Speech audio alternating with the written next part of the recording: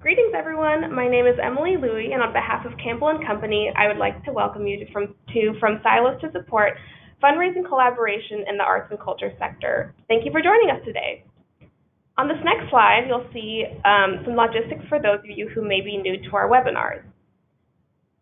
First, please close any programs other than GoToWebinar that are running on your computer. Next, we recommend calling in with a telephone instead of using your computer speakers. And lastly, if you experience any visual issues, please send a chat to Campbell and Company or contact GoToWebinar at the number on your screen. Today's webinar will last 60 minutes, and you'll earn one continuing education credit that is good with your participation with CFRE International.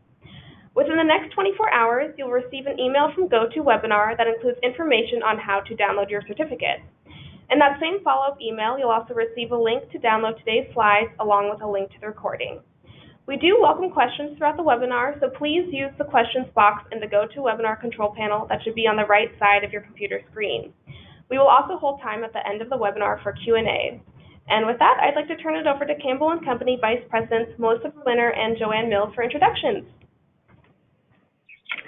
Thank you, Emily, and good afternoon or good morning, everyone, depending on where you are. My name is Melissa Berliner, and I'm a Vice President with Campbell and a leader of our Arts and Culture practice. And I'm joined by my very good friend, Gregg Cameron. Do you want to say hello? Hello. Welcome. And Gregg is the leader, executive director of the Joffrey Ballet. And I was just laughing with him, pretty much knows almost every single person in our wonderful arts and culture landscape. So I'm sure there are a lot of familiar faces with us, friends with us on the phone today. Thank you for being with us. And Joanne, I'll pass it over to you to introduce yourself and Joffrey. Thanks very much, Melissa. Good morning, everyone. It's morning. I'm calling in from our Seattle office. I'm a vice president with our fundraising team, and I live and work primarily in the Northwest in our Seattle office. And much of my work is with arts and cultural organizations, which I just consider a huge delight and a huge privilege. I'm very happy to be here today with Joffrey Herrmann from Seattle Rep, one of the leading arts and culture organizations in the region and nationally well known. And it's a pleasure to be here today. I've been working in this field for about 20 years, and it's wonderful to see arts and cultural organizations continue to thrive and be vital. So, pleasure to be here. Hi, everybody. Great. Thank you. And you all will get to hear from Joffrey and Gregg in a little bit. They'll tell you a little bit more about their work with their respective organizations and how today's theme impacts their day-to-day as they pursue their leadership roles. But to give you a sense of our agenda, we're going to start big picture, talk about collaboration in the arts and some of the contextual elements that have driven us to convene today's webinar. Then we'll turn it over to Joffrey and Gregg to provide some case studies. Joanne and I then have some prepared questions that we want to invite our distinguished guests to speak about, and then we will turn it over to our audience to address their own questions. So we have a packed hour ahead of us, so we will get to it. So to begin with some context, this is a conversation Joanne and I have been having probably for the good part of a year as we work coast to coast and around the country with arts and culture organizations. We see a lot of different things happening in our universe, and we wanted to bring some of those forward to set the tone for today. So to begin, we note that there's this change in the air, a rapid pace of change in how we do business as organizations, everything from technology to mobilizing around new patron behaviors and motivations, to the many forms of entertainment out there, whether it's live or digital. There's just a rapid pace of change, and we note that many of our clients and friends in the arts and culture space are having a challenging time keeping up with that pace. We also note that with this change, there's a movement to consuming entertainment, if you will, and culture in so many different forms. And there's the marketplace is focused on ease of access and more transactional engagement with culture, where we as arts and culture organizations still want people to come and stay a while and feel part of a community and immerse themselves in a more real-time way, which can be a challenge. On the funding side, we note that there's a shift toward funding programs to boost revenue rather than funding the art itself. I can't tell you how many clients I'm brainstorming with about how we fund the program versus the art, which feels really counterintuitive because without the art, of course, there is no program. And we also see that arts and culture organizations are looking for a new way to claim their importance, the importance of the art. I think a few weeks ago, I read a study in the New York Times indicating that if you spend time at museums or live performances, you increase your life expectancy by a certain number of years. So we're finding new and interesting ways to even express our importance in terms of the health and well-being of our livelihoods. We know Joanne and I have talked a lot about an opportunity for greater resource sharing between the revenue generating teams. And we see this even when we look at our balance sheets and we see that earned revenue is in one very distinct category and contributed revenue is in yet another very distinct category, and the strategies and tactics we deploy around those revenue categories oftentimes are pretty distinctive. And yet when we talk with you on the ground and really engage in the work, we know that patrons are donors, our patrons are donors, that we're talking about people and relationships and how we work to see that continuum is growing more and more important in our arts and culture world. And then finally, we note that arts and culture organizations are struggling to keep pace with shifting revenue and cost landscapes. So we know that membership is changing, the membership model is changing. People are not renewing as members or subscribers or patrons in the same way, and we are struggling to sort of redefine our models in light of shifting what I'll call consumer attitudes and trends. We also note that so many arts and culture organizations are in quote unquote campaign mode. We all took a breather there during the recession, but we're back online pursuing capital campaigns, endowment campaigns, programmatic campaigns, comprehensive campaigns, and everything in between. So there's a change in how we fund what we do and what we're doing tactically to secure those funds. So these are some of the ideas that Joanne and I and others at Campbell & Company have just been tossing around as we thought about this conversation today. And now, Joanne, I'll pass to you to talk about how this can specifically pivot to a conversation around fundraising. Thanks, Melissa. And, just to reiterate, Melissa and I and Campbell, we often bring the fundraising lens to an arts and cultural organization, and our consulting is built around that. Keeping in mind that it's often donors who create the margin for arts and cultural organizations to expand programs, to drive growth, to establish more sustainability. So donors are often critical to the ongoing survival and the operations of any arts and cultural organization, but they're really integral to achieving the long-term, the future goals of an organization. So we're thinking about for today, how can we kind of wrangle some of these ideas in a way that hopefully for those of you who have joined us, get some takeaways around what's practical application, as well as just always reminding ourselves, why is it worth it to do this?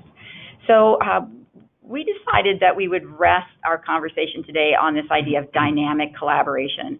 Collaboration, internal collaboration inside any organization, arts and culture, any nonprofit, even corporate, it's not a new idea.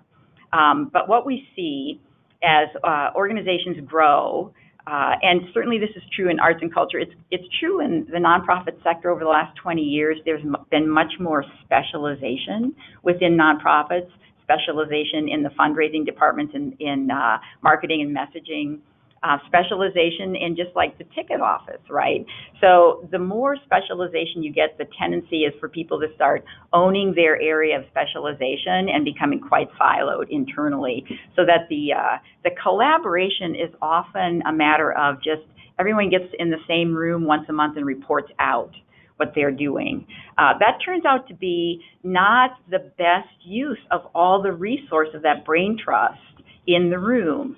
One of the reasons I asked Jeff to participate today, and Gregg as well, is that we've seen how these two executives function as the chief executive officers, but also function as kind of the conductor internally in their own shops, bringing out the best in their teams by helping them be more dynamic with one another in their collaboration.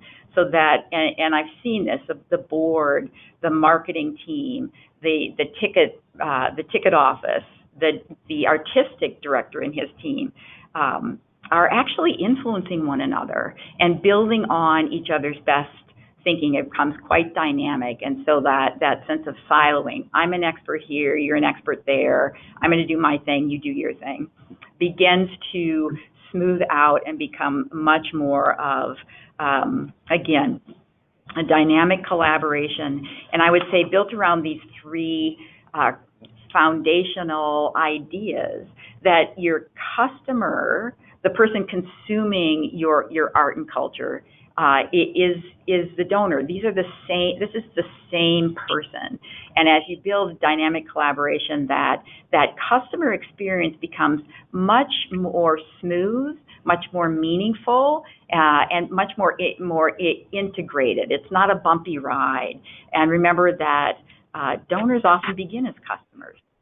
And the idea that any customer at any time can become a donor is integrated into every moment that customer comes in contact with it, through your web or walking in your front door. Integrated messaging, internally, what is it that you want to stick with folks about your brand? At Seattle Repertory Theater last year, did a rebrand. It's now Seattle Rep. Really successful. At the same time, we've been building a very major fundraising initiative. None of it's capital, so that's always rather challenging.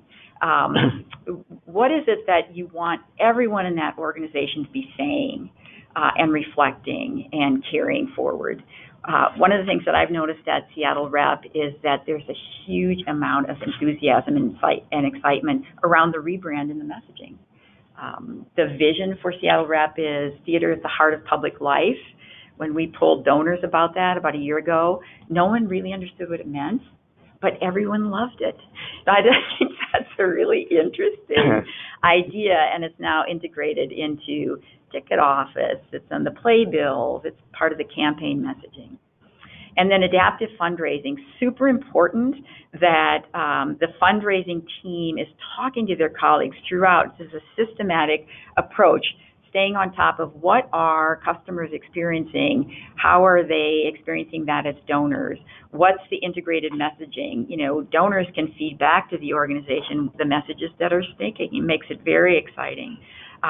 All of these things come together, but can also be driven internally by a team that's really working closely together and really enthused about driving the organization forward. All right. So with that as kind of the background, now hopefully you get some idea of what Melissa and I have been obsessing about on behalf of arts and culture organizations, trying to understand where are we now, what's exciting, what are the challenges. So the question that we asked Gregg and Jeff to reflect on, because Melissa and I have reflected on this a lot, collaboration can clearly break down those internal silos. It's a prerequisite for major fundraising initiatives that change and sustain organizations. Okay. So with that, we're going to dive into our case studies and learn from our experts So to kick us off, Gregg, I mentioned you lead the Joffrey and have done extraordinary things for them since your arrival, but you've touched so many cultural organizations in your wonderful career with the Department of Cultural Affairs here in Chicago, the Art Institute of Chicago, the Museum of Contemporary Art, WTTW and WFMT. I know you're also a leader and involved with many peer groups or cohorts in the dance world. You were in the museum world as well.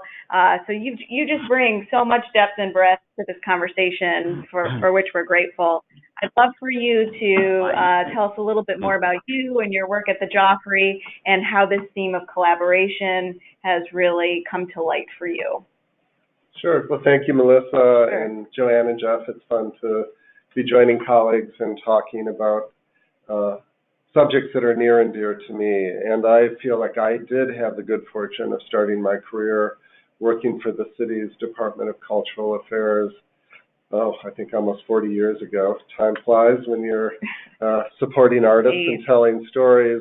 But I think that experience helped me understand what partnership and collaboration were all about. I was part of a group actually back then called the Cultural Collaborative.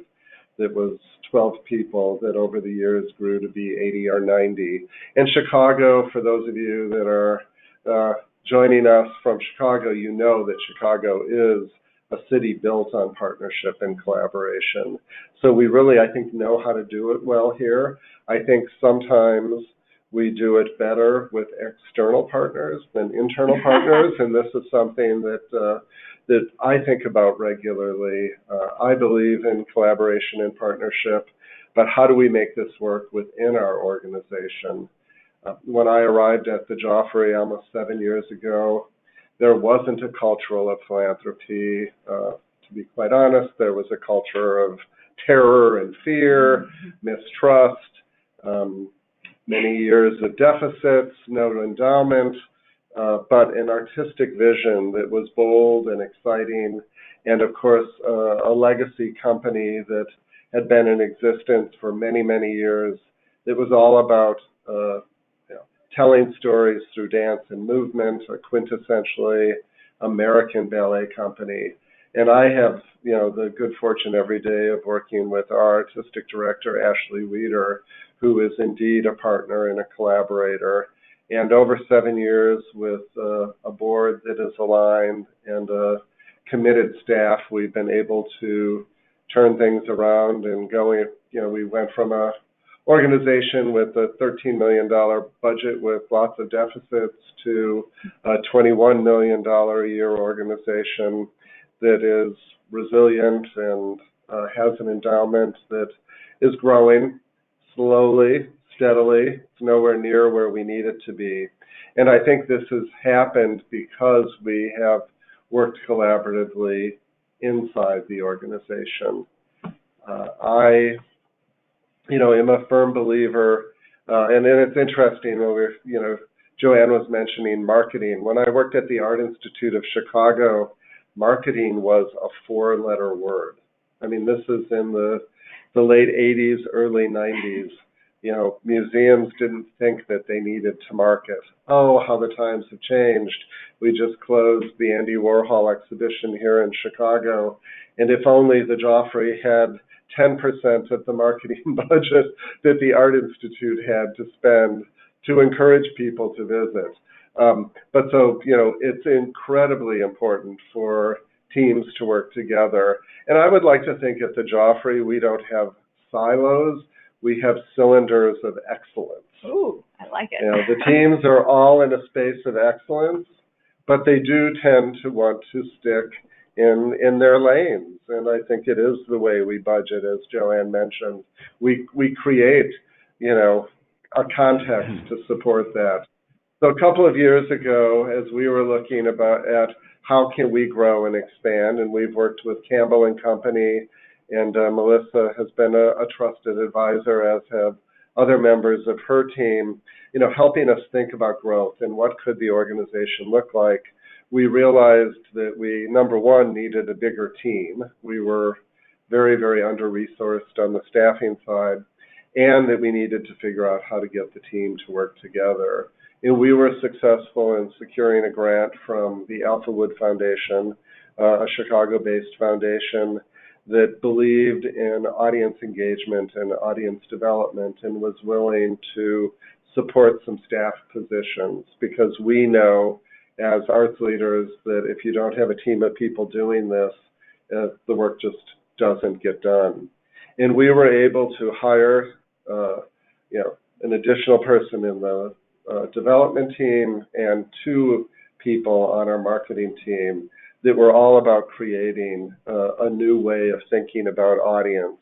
And we engaged TRG, based out of Colorado Springs, the Results Group, who has done a lot of work in really helping organizations think about the stickiness that Joanne mentioned, and how do you create stickiness with single ticket buyers and subscribers and donors who maybe are donors but not subscribers, just all of the ways that you can slice and dice and look at the life cycle of a supporter of the Joffrey, really starting with the students and the free tickets that we may give. And we've been working with the Results Group, and if any of my colleagues are on the webinar, I know they would be shouting, saying, yes, we have changed the model at the Joffrey, and we don't have silos or even cylinders of excellence. There is a clear plan and a strategy about how we can work together through the lens of marketing and development, but we decided, why leave others out of the story? And we've invited the administrators and the artistic leaders in our academy, certainly our artistic director, other members of our community engagement team, to really be part of the conversation and engage them in the work of both marketing and being storytellers in their specific communities and being an active player in the fundraising front. And it's working. It doesn't come without hiccups and potholes. It's highly unusual for both to be tracking at the same sort of forward momentum. Box office, a Nutcracker ticket sale goal is either reached or not reached by the end of December. A fiscal year fundraising goal, there's a lot more fluidity. Relationships with donors are about really the donor and helping them understand what we need, but their calendars are oftentimes different than our calendars. So I'm a big believer that success is not measured in an off fiscal year, but we have to look at 2 to 3 fiscal years to really see and understand trends. And to that end, we're making progress. We're also in the midst, as it says on the screen, that will become the resident dance company at the Lyric Opera in the fall of 2020, which basically means we are going to be performing at the Lyric Opera. We still remain Joffrey Ballet, but after 25 years, we're calling the Lyric Opera our new performance home. So we're getting ready to move into a new house, which comes with all sorts of opportunities to think creatively about development and marketing, both internally but externally with a new partner. We are also in the midst of redesigning our website. We're doing an enterprise risk assessment and a strategic plan around our community engagement and academy programs. So all of these are happening sort of simultaneously, but they're all directly connected to the space of how do we tell our story, who do we tell our story to, how do we create opportunities for people to join us in the space that makes sense for them to join us. We have an incredibly aligned and committed board. I will say, if anybody has a secret dust to sprinkle over a board to really get them excited about going out and being fundraisers. I, in my career, have had wonderful engagement with board members, but lots of board members just don't get as jazzed about creating opportunities or having the conversations for people to step forward and give. Development committees don't seem to work, at least have not worked in my space. So we've tended to create project-based fundraising committees instead of trying to say, look, here's the annual fund and we need to raise this amount for scholarships and this for productions and this amount for the annual fund.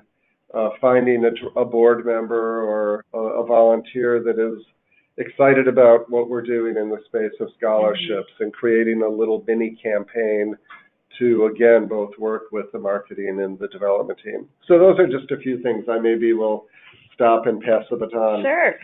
There are a great few things. Thank you. Let's hear a few things from Joffrey. Before you jump in, I just got a little bit more intro for you. And, sure. Gosh, I was hearing things in there, Gregg, that I just was resonating with things that I know that is going on in Jeff's world. And a couple things that you said really stuck with me, Gregg, many things, but that needing to be properly resourced to really take on some of these comprehensive initiatives, and but then also having to really make the most of the resources you invest in, and often that comes down to people, right? Yep. So, which is why you just build a better engine, but you got to get the right torque out of that engine as well. And I love that your advice: don't overannualize your goals or your results. You need a wider lens on that. So a little bit more about Jeff. Jeff, I think your entire adult life has been built around the theater. I don't know where you caught this bug, but it's stuck with you.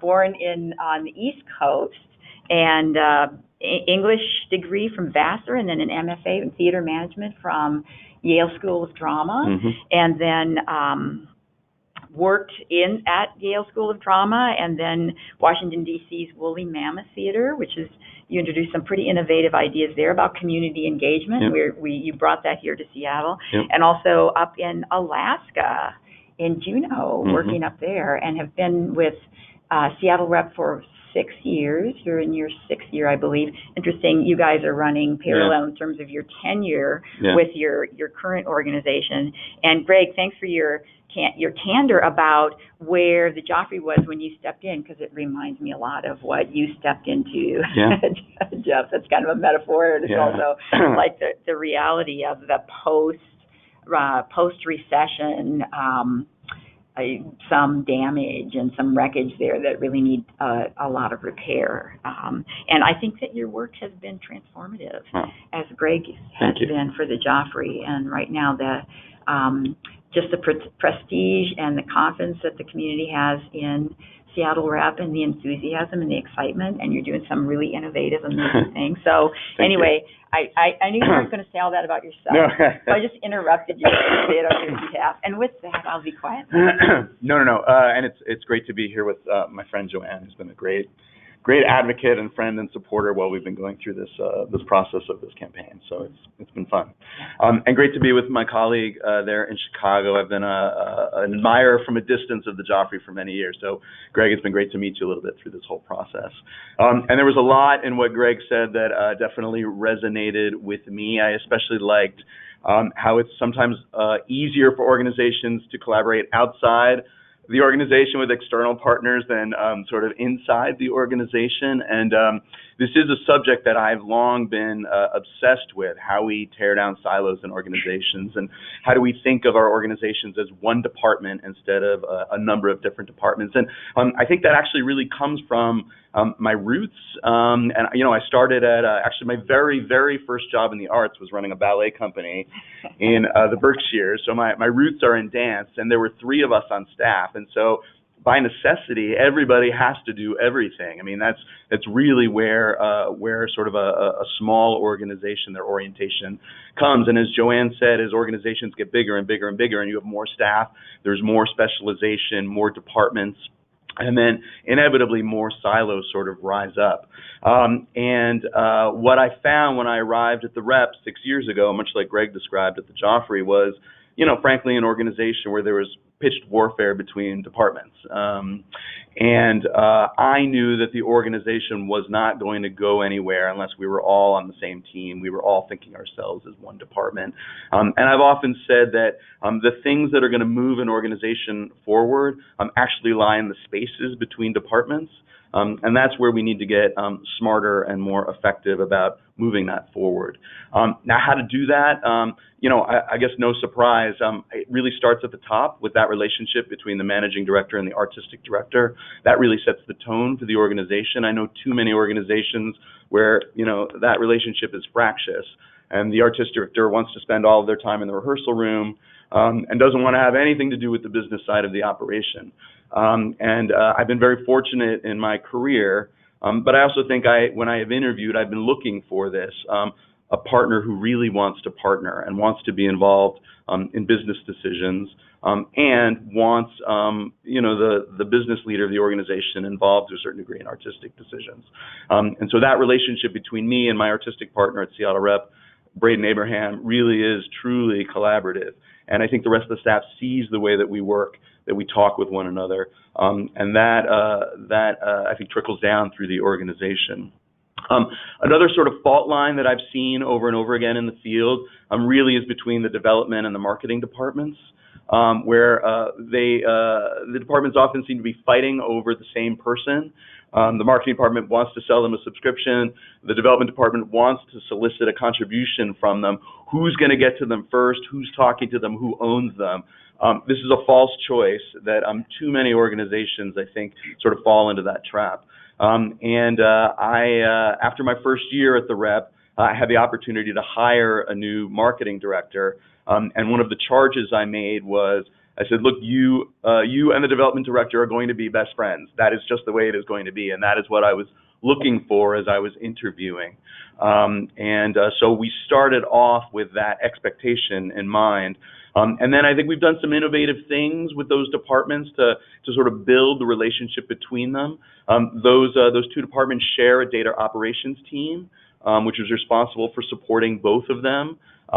Those departments share to a certain degree a communications team, which is helping them both sort of message and making sure that those messages are integrated. And I think most excitingly, those teams really share our patron services office, which is both our box office handles ticketing, but also does outbound calling for development and for contributions. And so the fact that we've sort of created these structures that demand these two departments to work together and to think of themselves really as an external relations team instead of a development team and a marketing team, I think really has sort of fostered that sense of collaboration and togetherness. And then, I guess the last thing I would say, without trying to pat myself or Braden's self on the shoulder too much, is to really try to create an atmosphere of experimentation and trying things. And I think that there was great fear that if folks tried something and it failed, I was going to come down on them, like a nuclear bomb. And it's really been about trying to change the culture at the Rep. To let people know that it is okay to try things and to experiment, and sometimes those things are going to work out and sometimes they are not. And giving people the freedom to feel relaxed enough to be able to take a chance, I think has also sort of fed this environment of collaboration and togetherness and sort of organic sort of being together. So those are just a couple of things I can maybe share about a subject which I hope you can get a sense of. I feel very, very passionately about, because I really think it's the only way to operate an organization. I think the more siloed and fractured organizations are, it just holds those organizations back from becoming what they can become. I hear squealing brakes when you talk about that. Yes.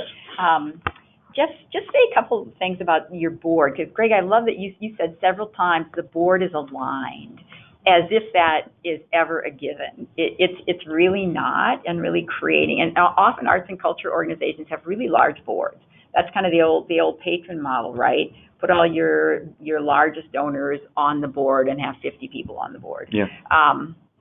So getting 50 people to all be rowing in the same direction at the same pace is not an easy thing to do. So Just a couple more words about that. Yeah, and look, boards are, as Gregg said, boards are tough. Like it really is an art, and I certainly don't feel like an expert at this. I do have a big board. I got 51 board members, just significant. I think when I arrived, it was a real situation, much like I found internally with the staff of mistrust. The board not trusting the staff not feeling supported by the board. My diagnosis of the situation was there was a real lack of transparency that was behind sort of that trust. And so I worked very hard those first couple of years to improve communication, to really be radically transparent before the board. One of the first things I started, which seems so simple, but I'm actually sort of seeing the power and the efficacy of this. Every Friday now, I send an email out to every board member. Here's what's going on in the organization. Here's what's coming up. Here's something we screwed up. Here's something exciting happening. And just getting that regular communication every single week. Sort of paranoia kind of fills a vacuum, and sort of flooding that vacuum with information and communication. Really, you could just see people kind of just take a deep breath and feel like they know what's going on. And so that has really helped. And again, just the spirit of transparency.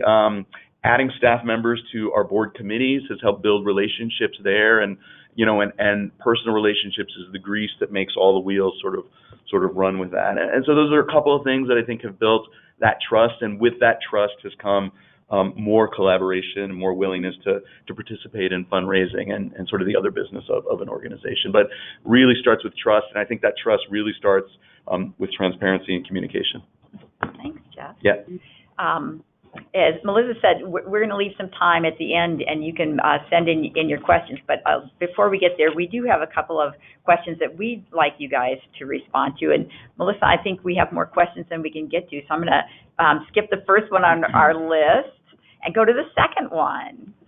And it kind of in the spirit of, again, just a few really practical takeaways that, like Jeff, you just talked about some things that you're doing with the board. Advice you can give to your colleagues who are listening, steps to take to foster collaboration. Gregg, you want to start? Sure, I'll jump in. And just as Jeff has said, I think transparency and communication. If you are transparent and you communicate regularly and are not afraid to ask for help. I wish that I would have learned earlier in life, not just as a professional, but as a human being, that asking for help is not a signal or a sign of weakness. It's a sign of strength. People that know how to ask for help get help, and our boards want to help. I think our staff want to be involved. I mean, to that end, in the space of being transparent and candid and honest, early December, we're in the midst of the beginning of our Nutcracker, and we have a very, very ambitious box office goal, about $4.3 million, and we are already $150,000 behind our goal in early December. And we're waiting, and Black Friday comes, and Small Business Sunday, and Saturday, and Cyber Monday, and it just keeps getting worse and worse. And I said to our CFO, I said, Sherry, not sure what's happening here. Our marketing team is analyzing and looking at what we're doing and trying to make adjustments in advertising and various offers. But I said, we've got to let the board know about this. And we immediately shared, probably more detail than they wanted. But I thought if we were going to do this, we have to be clear and honest and say this is what's happening. Mm-hmm. And you know what? December 30th, we missed our box office goal by $750,000. That's a big gap. The first time in our history, and we're still trying to figure it out. We know in Chicago there's been sluggish box offices, and I subsequently have talked with my peers in the major ballet companies across the country to find that what was happening to us was not unique. Ours was a bigger delta than others, But I think that openness and that transparency and having a marketing team and a development team and really the entire organization know what was happening, people took action steps. Group sales took over. Board members started to be more active in the social media space. So it could have been worse. And, the good thing for us is that when we raised money for the commission of a new Nutcracker, we exceeded our goal by over $1 million. So we had some cash to take care of this. And I think that shows where, just because the development team raises the money, they don't spend it. The artistic side is where the money goes out. So I think communication, transparency, asking for help, and early, don't wait until the end, are lessons that will always take you to a better place. And I'm pleased to say that we're looking at ending, we're going to be able to end our fiscal year June 30th with, maybe a dollar surplus. Not going to be much, but we will get through this. It was because we put the word out early. Well, and I think too, Gregg, what you're talking about is that this is a shared goal. So it's not the marketing team's goal to make up this gap by communicating, by being transparent about the circumstance. You had multiple people stepping forward, multiple teams stepping forward, embracing this as a shared goal, which is so important. Yeah. Jeff, did you want to add anything? I was going to add something. Jeff, it's such an illustration of, Melissa, what you're talking about in the context, in the introduction, the change at the speed of light now, and having to mobilize around not only addressing that shortfall, that gap, as quickly as possible, but also trying to figure out what the heck's going on here.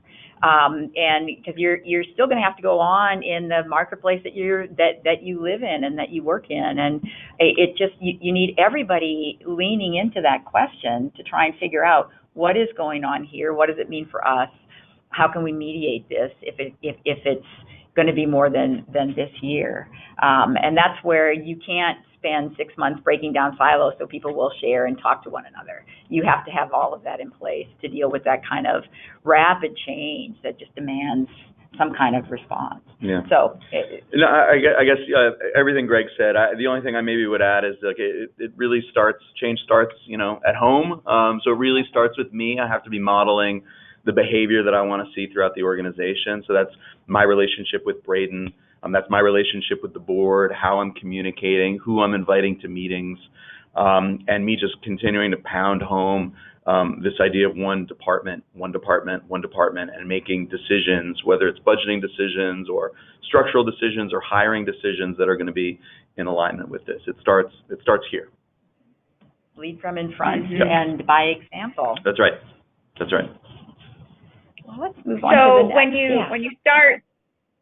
When you start in here, then you have to radiate that out and maybe incentivize some non-development staff to participate in the process. And, one of our first questions was who participates in fundraising? Gregg, I've heard you say everyone. Everyone at the Joffrey is a fundraiser. Right. Jeff, I've heard you offer some similar sentiments. So how do you incentivize non-development staff to participate, and maybe more specifically artistic staff? How do you get them on board? I'm thinking about an event that we host at the Rep called Party in the Wings, which is really focused on sort of younger generation theater goers. It's sort of an opt-in membership club, and once a year we host a performance, and then there's sort of a party backstage and on the set right afterwards. And we need for this event to be successful, we need our production staff, all of our crew members, there in the building supporting the event, talking to patrons about sort of the props and the lights and the sets. I mean, sort of they are there as sort of our hosts. I think the first year that we tried this, there was a lot of trepidation and anxiety. You want me to talk to a donor? Are you crazy? And so it really was, yes, saying, yes, we want you to, like having confidence in them, inviting them to the event, saying you are going to be fantastic, giving them support and encouragement, talking them through, look, these are some of the things people are likely to ask. Here's all you need to know. Development is nothing more than good relationships, and then thanking them afterwards. And there was so much anxiety from our crew before that first event. Afterwards, they said they loved it. They loved being able to talk with pride about the work that they do, feeling like they were contributing to the financial health of the organization in other ways than simply running the shows. And they look forward to it every year now. And so it really was inviting them to the party, giving them the support, which ultimately ended up being minimal, and really making sure to sort of thank them. Just get them over that confidence. Yeah, as soon as you say donor, people panic. Totally. I'm like, I've talked to them for 5 minutes and then I'm supposed to ask them for money, which is of course not the case. The artistic team is, and all of the stage folks, they're the magic. Yeah. Donors love to rub elbows. And they want to hear them talk about what they know. It's not pushing them out of a comfort zone. They just want to hear you talk about what you do, and that's the magic sauce. Yeah. You know? Be in your love zone. Exactly. Everybody loves that. So, all right. What about you, Gregg? Yeah, I certainly agree in giving opportunity. We were lucky, we have a company of 46 artists who have a 40-week contract. So we're together. We are indeed a family, and they are excited to be involved. I think it is helping them be prepared, creating opportunities for them, working within the parameters of their schedule. We also have 50 young trainees in our program, many of them on scholarship. So just helping them connect with the donor that is providing their scholarship dollars gives them an opportunity to grow as individuals, not just as dancers. So I think there's so many ways and advantages that we have because every day in our studios we have 50 artists who are training. We've got 46 company members. When visiting choreographers come to the studios, we make sure that everybody knows who, like to me, that's the most basic things. Who is in our studios? Okay. Who's visiting? I want to be able to walk by and say hello to somebody and engage with them. Our upcoming gala, which we don't call a gala anymore, last year we had an ungala. We sort of threw away all of the trappings, the speeches and auctions and paddle raises, and had a party, and people loved it, so we're doing it again.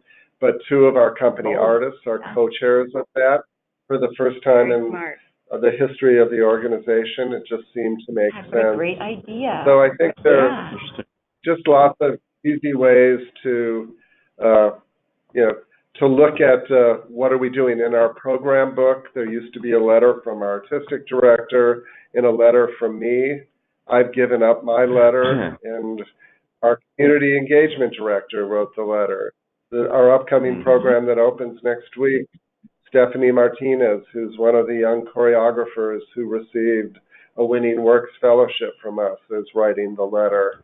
So people, our donors and our subscribers get to know people beyond me. So sort of lots of simple ways. Great ideas. Mm-hmm. Yeah. I love Emily, that. I'm just doing a time check. Should we? Oh. Just excited. Go ahead, Joanne. I just wanted to underline, because it's such an important shift that's underway right now. It's shifting trends just around community engagement. I love, Gregg, what you're describing is one of the incentives to the rest of the staff is to elevate them, elevate their work, elevate their contribution.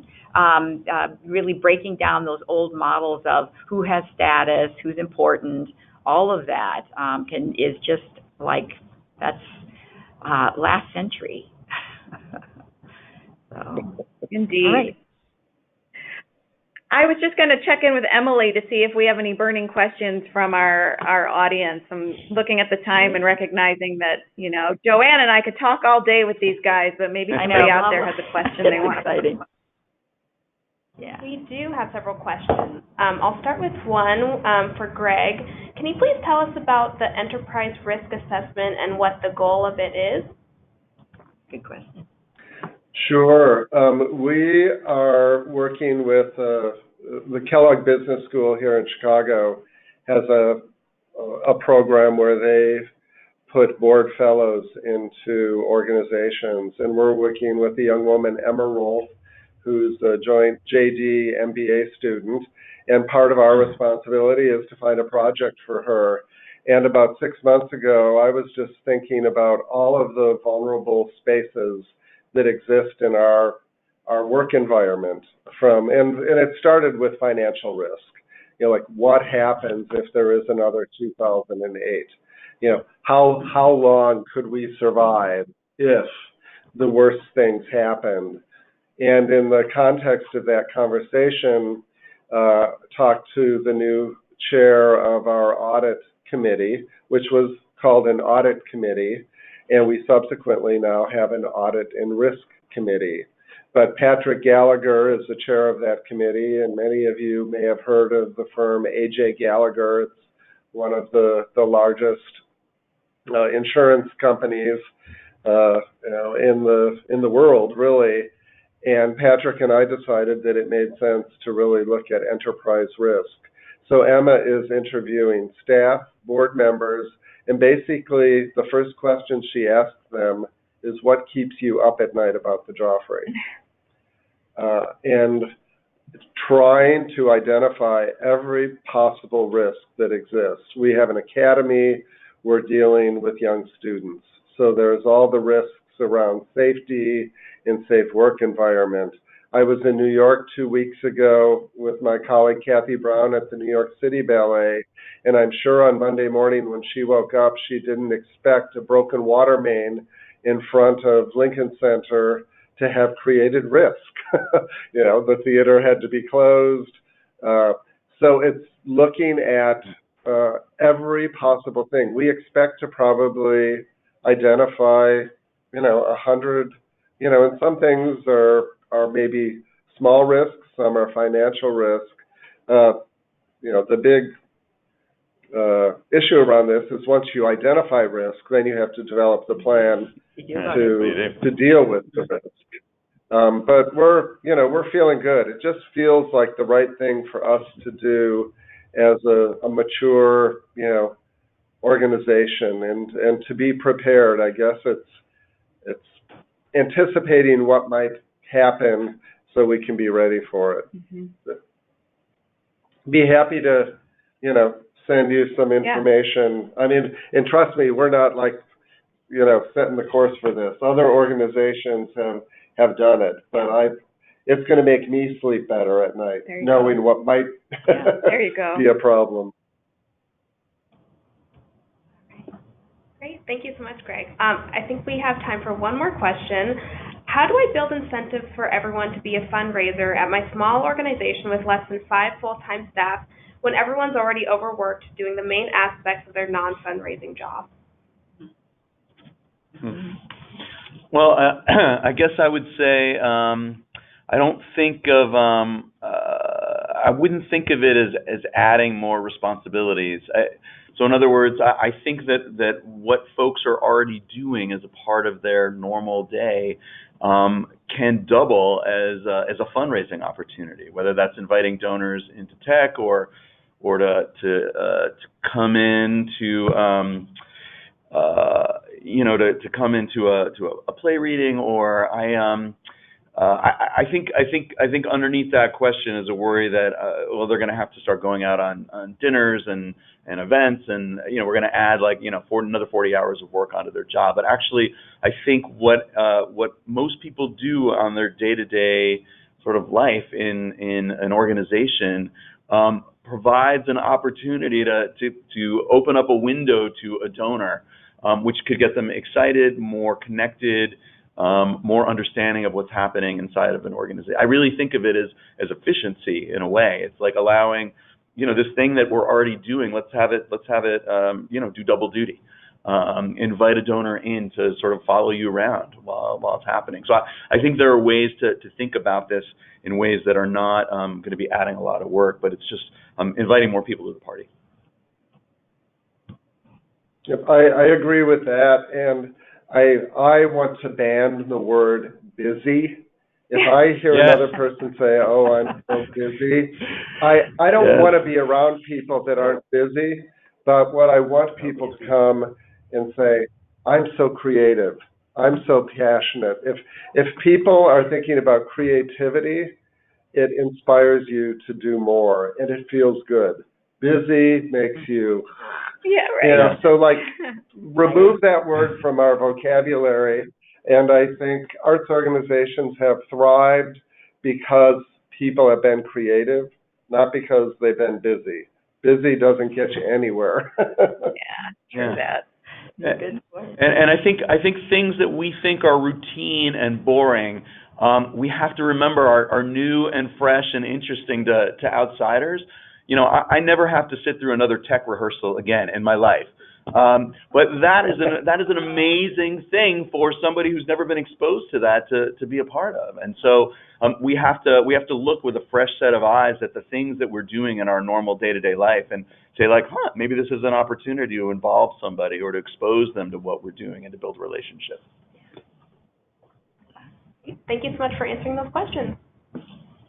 Thanks, Emily. I think we might be at time, are we? I think that this is where we say thank you.